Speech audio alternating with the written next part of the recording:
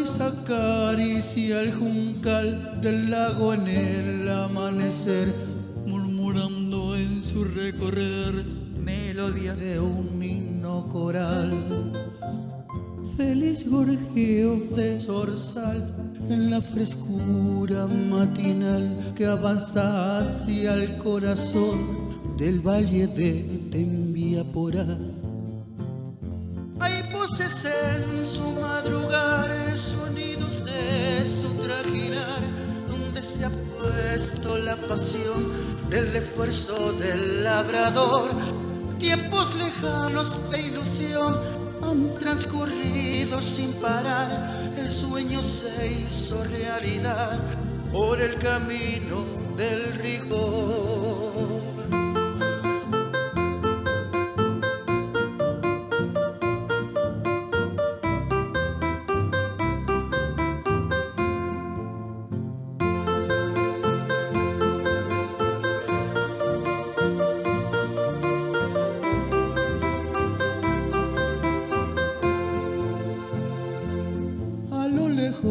Un pescador ancla su bote en soledad, porque ese lago es un caudal de sueños y de bienestar.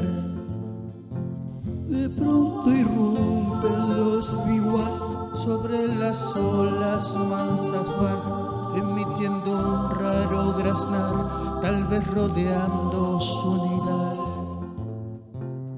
La magia del anochecer esconde una bella canción, arrullando serenidad que su floresta armonizó.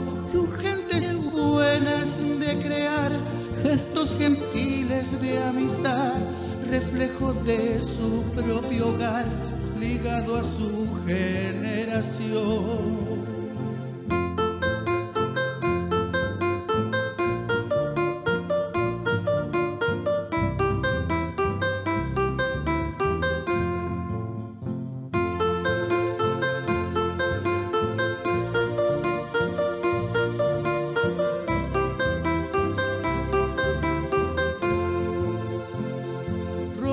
González de Santa Cruz es el patrono del lugar, rige en el culto de su altar por símbolo de cristiandad. La tierra roja floreció y la esperanza fecundó, hoy es la honra en la región, distrito de mi Paraguay.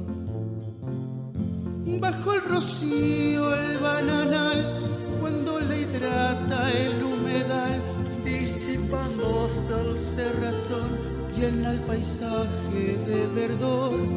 La luna blanca se quedó posándose en el pindotal, como estuviera en la postal de la aurora que retornó.